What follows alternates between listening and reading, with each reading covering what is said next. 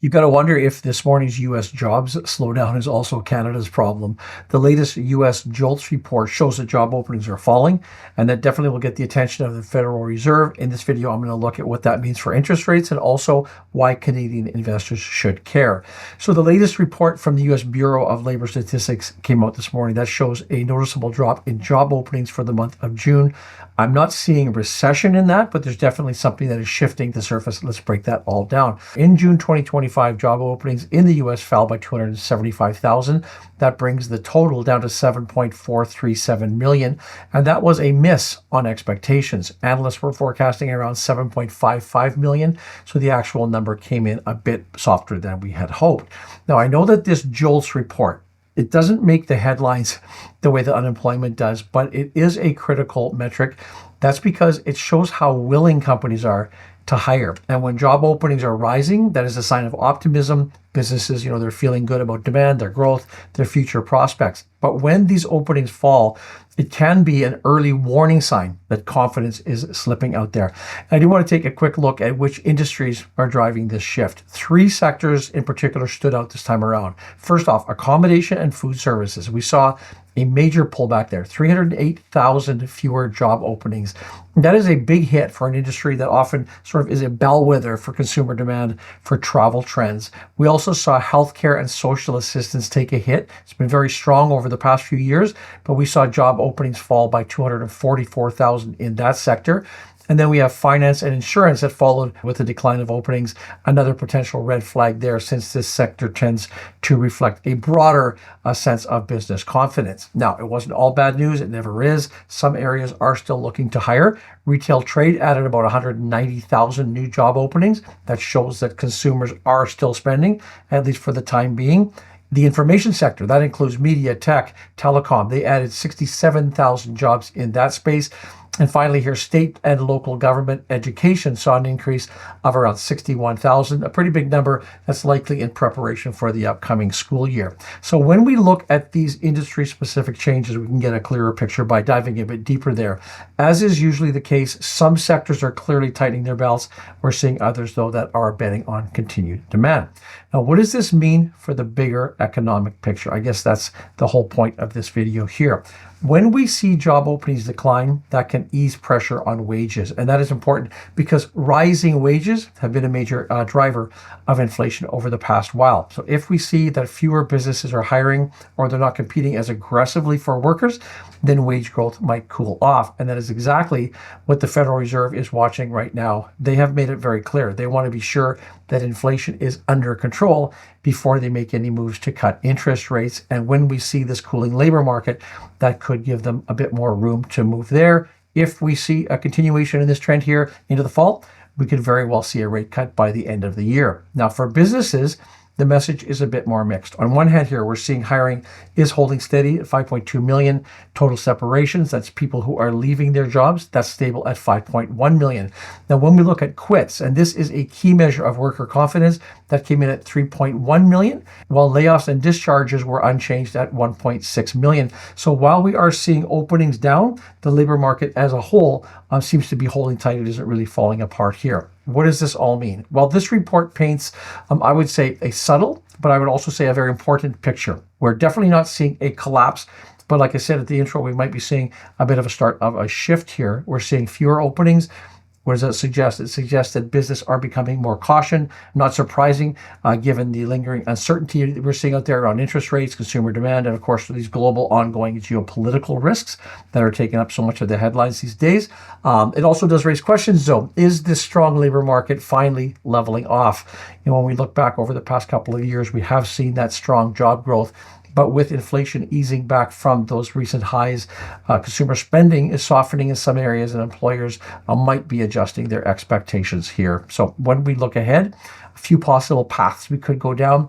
If we see job openings continue to decline, that could cool wage inflation. That would bring overall inflation lower. That might clear the way, as I said, for the Fed to begin easing interest rates. That, of course, would make President Trump very happy. Flip side, though, if this turns into a broader hiring freeze and consumer spending could slow further than it is already, that would put pressure on growth in the second half of the year. That would make for a trickier policy environment. For now, though, At least according to this report, it looks like the balance seems to be shifting in favor of a soft landing. That's a scenario where we see inflation cooling without a major spike in unemployment. But the labor market will be one of the first places that we're going to see signs of these changes. Now, I know a lot of you watching this are Canadian investors, and so you might wonder, why should you care? Well, to me, it's pretty simple. The U.S. is Canada's largest trading partner. When we see the American consumer demand move one way or the other, that will play a massive role in driving Canadian exports. So if U.S. job openings keep falling, that could be a signal of slowing growth that would eventually hit the Canadian companies here that rely on that cross-border demand. Also, I see here that a cooler U.S. labor market, as I mentioned at the outset, might push the Fed to cut rates. If the Bank of Canada then doesn't follow suit, we could see fluctuations in the exchange rate or in capital flow. So yeah, definitely this is a U.S. jobs report, but its ripple effects could have a material effect here in Canada. I would like to take a moment now and thank Harvest ETFs for supporting this video. And as we've seen recently, the markets have rebounded. We're going to take that for the time being, but there is a lot of uncertainty and risks still out there. Because of this, a lot of investors are looking for something a little bit more stable for their portfolios. That's where utilities come in. These are essential services like electricity, water, and natural gas that we rely on every day.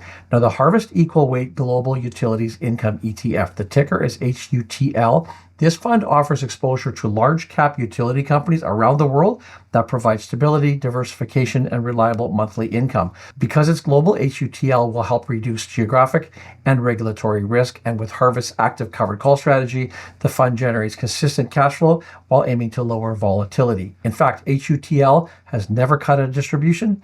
They've only increased it. When we look at this from the growth angle, as we see the AI adoption exploding, so does energy demand, obviously, and generative AI uses far much more power than traditional searches. Utilities will play a critical role in meeting that demand.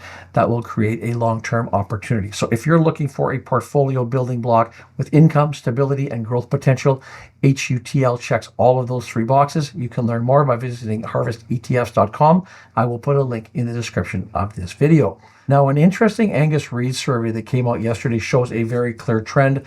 Canadian workers largely want to keep working from home. 3 out of 5 respondents said that they'd prefer to spend most of their time working remotely, and nearly 80% want at least a hybrid model. But what we're seeing now is more and more companies, particularly the large banks, they're calling employees back to the office, and we're seeing tensions rising between the employer and the employee. A survey found that 51% of people who were ordered back into the office more often were either upset or very upset. Now, Ope Akanbi, I hope that's the correct pronunciation. She is a professor at Toronto Metropolitan University, and she says they've learned to bring work into their lives as opposed to trying to fit their lives into a work schedule. And a lot of workers share that sentiment. They're pointing out that they have proven their ability to be productive from home since the start of the pandemic. There are companies, though, TD, BMO, they argue that in-person work promotes mentorship, collaboration, and culture. TD, in fact, told CBC that in-office work builds energy and alignment, offers ongoing development and apprenticeship, and strengthens our culture. Still, though, Akanbi questions whether productivity is actually truly the issue. She says companies posted profits. Everything seemed to go on just fine. The real reason, she argues, may be control. For the executives, they want to maintain the traditional definition of workflow because it allows them to control what work looks like and how the worker performs their role. Now, if you're curious about what the actual rules are, employment lawyer Mackenzie Irwin says that whether companies can legally require a return to the office, that depends on the employee contract. So if remote work is written into the contract, forcing a change could qualify as constructive dismissal. Lawyers also say that even if remote work isn't in the contract, if there is a long-standing practice, that might give employees some leverage. Changes to health, family status, that could also justify work from home accommodations, says lawyer Sinira Chaudhry. She warns, I wouldn't be surprised if we saw some discriminatory type conduct or claims because different groups are going to be impacted by these mandates. So even though employers definitely hold more power in a tighter job market, employees still do have some tools to push back with. I'm curious, what do you think about this issue? Should employers be forcing employees back to work, or have times changed to the point where that's no longer reasonable? Share your thoughts in the comment below. That is a wrap for today's show. As always, I do say thank you so much for watching. We'll see you in the next video.